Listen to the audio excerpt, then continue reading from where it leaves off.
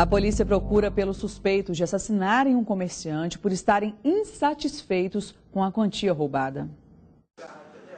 Nas imagens das câmeras de segurança é possível ver a vítima no momento em que o bar é fechado. Minutos depois, um carro preto é estacionado na rua vizinha.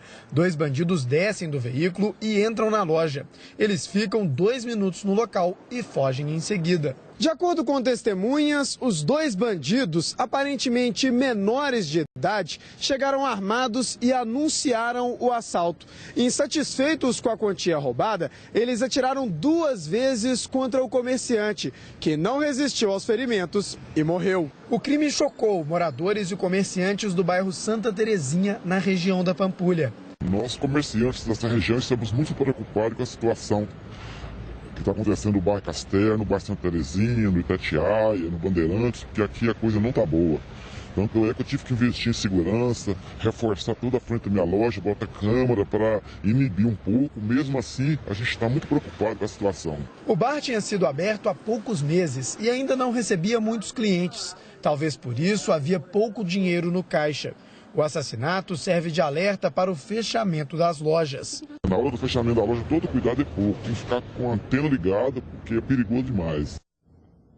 As 4 mulheres que morreram na explosão da fábrica de fogos de artifício nesta terça-feira em Santo Antônio do Monte, na região centro-oeste de Minas, foram sepultadas hoje. O enterro de 3 das vítimas ocorreu no próprio município da tragédia, enquanto que o corpo da 4ª mulher foi encaminhado para a cidade onde ela nasceu, no estado de Alagoas, no nordeste do país. O homem que trabalhava com as vítimas teve queimaduras nas costas. Ele ficou em observação no pronto-socorro municipal e já recebeu alta. A causa da explosão ainda é investigada, mas a polícia suspeita que o motivo seria o excesso de pólvora no local. O laudo da perícia deve sair em até 30 dias. Uma locadora de carros de Belo Horizonte teve 3 veículos roubados em apenas 10 dias. O prejuízo é de mais de R$150 mil. As imagens mostram o momento em que a moto com 2 ocupantes se aproxima do carro. O garupa desce armado e anuncia o assalto. O motorista, acompanhado da filha, não reage. O condutor desce da moto e tira o capacete. Não se importa em mostrar o rosto. Ele assume o volante e arranca em alta velocidade. Já o garupa, que anunciou o assalto, tenta fugir com a moto, mas o motor não funciona e ele então a empurra. A vítima tinha ido buscar a filha no trabalho por volta das 9 horas da noite. Falei com a menina assim, você tem um chiclete aí? Aí ela foi e falou, tem, papai. Eu esperava tirar o chiclete, nesse meio tempo de chegar. O veículo pertence a uma locadora que teve outros 2 carros roubados. As 3 ocorrências aconteceram em um espaço de 10 dias. O prejuízo foi alto. Foi mais ou menos de uns R$150 mil. Com menos de um mês a gente tem um prejuízo muito grande desse, fica muito difícil a gente trabalhar. A sensação é de abandono. Rouba o carro, fica por isso mesmo, faz ocorrência, a gente não tem solução, não recebe o bem, não recebe o dinheiro, fica no prejuízo, então a gente está realmente abandonado mesmo. Os 3 assaltos ocorreram em bairros diferentes de Belo Horizonte. Um no Santo Antônio, outro no Alipe de Melo e o primeiro assalto ocorreu aqui no bairro Planalto. E o que chama a atenção é que os 3 carros levados tinham uma mesma característica, o que levanta a suspeita de crimes por encomenda. Os 3 carros são todos carros completos, né? 1.6 completo, praticamente todos idênticos. Então pode ser sim uma encomenda de um carro, por se tratar de um carro completo e de um carro muito caro. Após 16 dias desde o primeiro roubo, os carros ainda não foram recuperados. Um caminhão desgovernado atingiu 3 veículos e deixou mais de 30 pessoas feridas em uma movimentada avenida de Juiz de Fora. O acidente aconteceu no início da tarde de hoje e deixou rastros de destruição. Esse caminhão perdeu o controle, bateu em 3 veículos e acertou a porta desse shopping. 36 pessoas ficaram feridas, sendo 30 delas ocupantes de um ônibus. Elas foram atendidas nesse hospital que fica em frente ao local da batida. Outras 6 pessoas também se machucaram. Todos passam bem. As vítimas estão conscientes, com sinais vitais monitorados, foram todos conduzidos para o hospital. Tivemos 2 vítimas presas às ferragens. O bombeiro fez a retirada dessas vítimas das ferragens e também foram conduzidas com tranquilidade, sem maiores problemas para essas vítimas.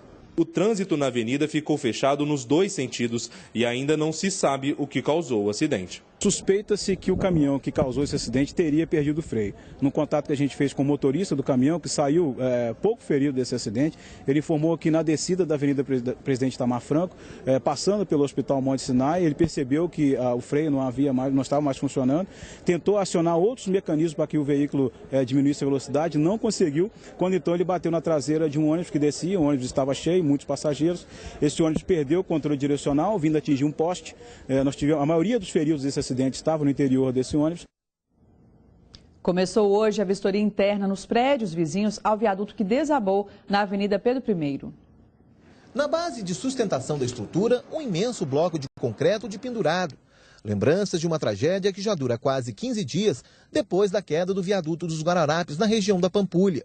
Enquanto máquinas trabalham na retirada de escombros, o dia foi de vistoria em alguns dos 136 apartamentos dos 9 blocos do residencial Antares. Foi assim na casa desta aposentada. Eles entraram, olharam aqui o teto, os 2 quartos, a cozinha, banheiro.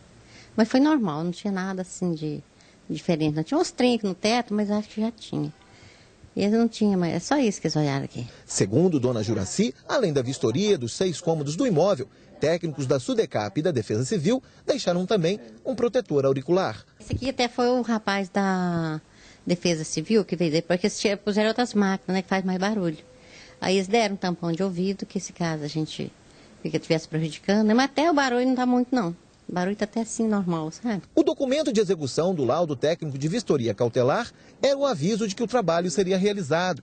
Para quem não estava em casa, o documento foi deixado na porta, orientando sobre a necessidade de realização do trabalho. Mais de 30 pessoas já foram ouvidas pelo delegado responsável pelo inquérito que investiga as causas do desabamento do viaduto. A área de investigação permanece preservada.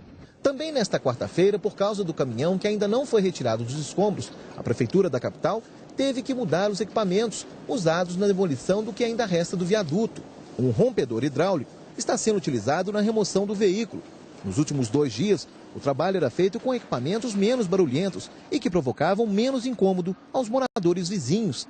Há 10 anos no lugar, dona Juraci fala em desvalorização do imóvel e o desejo de sair em relação aos problemas provocados desde a construção do viaduto. O preço caiu bastante, né? Que de 170, 180, hoje está 130, 135, 140, caiu bastante.